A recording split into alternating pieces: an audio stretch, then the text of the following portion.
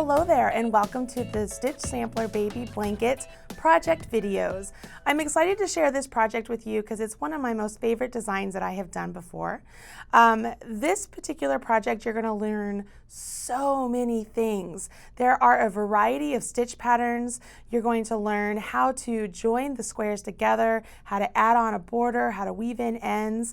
On top of that, you're going to learn how to not only read a pattern by the words, but how to use a chart so that you can see how the stitches you're actually creating with your crochet hook and yarn are represented in a crochet chart. So if you've never used charts before, but you're a little bit terrified to do that, don't worry, you're not the only one. Not only does this pattern or this project have charts included for each one of the stitches, it also includes all the words. So you have a chance to use the words and refer up to the chart to gradually become a little bit more efficient with charts. This class is one of my #1 classes when I teach around the country, and I always have my students leaving the class saying, this is the best class ever, it's the best teacher ever. And so I figured I would start off with this project to show you guys how you can learn to be more efficient and wonderful crocheters. So let's get a little bit idea of what you need to complete this project. I'm going to scoot the blanket right out of the way here. For this particular project, we use just a regular worsted or Aran weight yarn, and I used Red Heart with Love. And you're going to use a size 5, a size 6, and maybe even a size 4mm crochet hook. The reason I'm giving you a variety of sizes is as you create each block, you want the finished block to be roughly the same size as all the other blocks. So there are going to be times when changing your hook size to get the correct gauge, and gauge is going to be whatever you think it should be, meaning if you're using a 6mm crochet hook and you're getting this beautiful square and you think that's perfect, you're like, I want all my squares to be this size. I want you to use different size hooks for all your other squares if you need to change them to create all your squares to be that perfect size that you found. So if gauge is something that terrifies you, you have a lot of leeway with this. You don't have to get my exact gauge because it's the gauge that you think you need to have to make the blanket perfect for you. Does that make sense? I hope so. So I'm going to set this yarn and pull the hook aside. On top of the hook and the yarn, you're going to need the pattern. And the pattern we use is the Crochet Stitch Sampler Baby Blanket pattern. And I called it a stitch sampler because that's exactly what it is. As I was designing a project, I started having a bunch of different gauge swatches laying around my house. And I thought to myself, how cool would it be to put together these swatches and create a cool blanket? Hence, we have the Stitch Sampler Blanket. I was teaching myself how to do basket weave, how to do a fan trellis, a fantail, the crosshatch, long waves, bobbles, a single crocheted rib, Catherine's wheel, and a blooming granny square. And I just like, those are just really pretty stitches.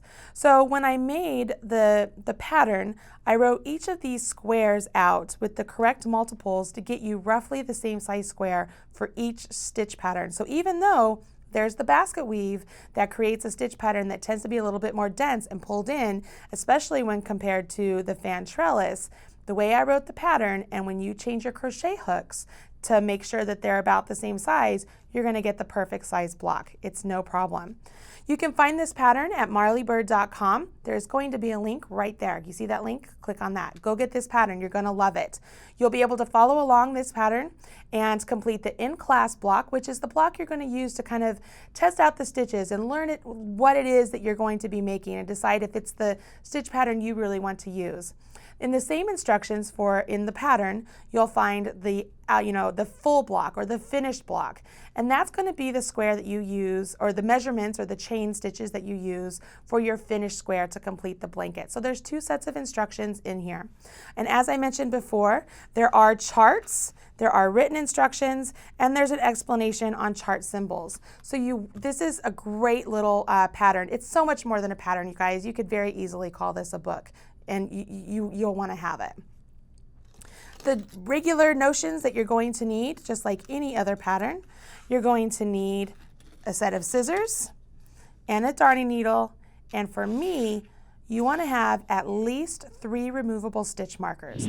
I use stitch markers just about all the time when I'm working a stitch pattern, whether it's for a garment, for a blanket, or for an accessory.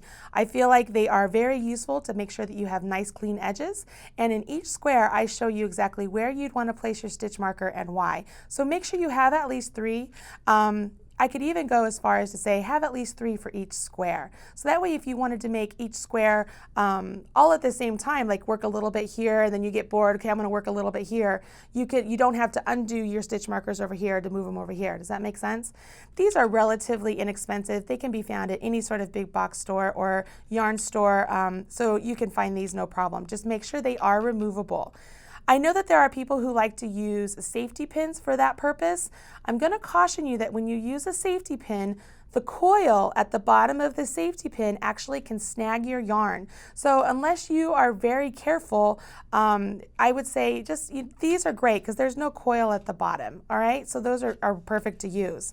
That's it, you guys. That's all you need to make this blanket. The pattern, the yarn, the hook, the notions, and then you have me. That's the most valuable tool at this point.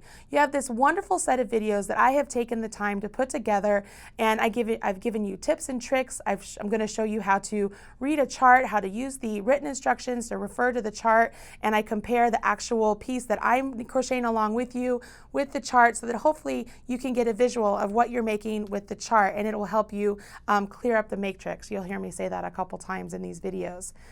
You don't have to follow the same sequence that I teach the videos in. If you decide that you want to jump to block number 9 before you do block number 1, that is totally fine. Each of these videos can stand alone and you can make them in whatever order you want. I will be placing them in the order that I think they should be done based on skill level. I'm going to start at the beginner level and work it up to a little bit advanced beginner to an intermediate. Thinking that as you're a beginner crocheter and you want to work your skills along to become an even better crocheter, I'm going to hold your hand and work you along that way to do that. We wrap it all up with a beautiful border it's intense.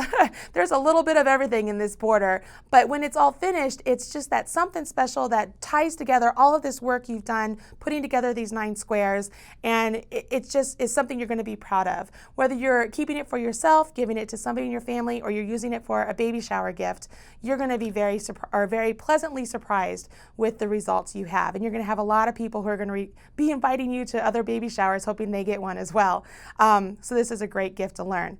All right, so let's get started. Let's jump in. Click on whichever square you want to begin on, and we can get started.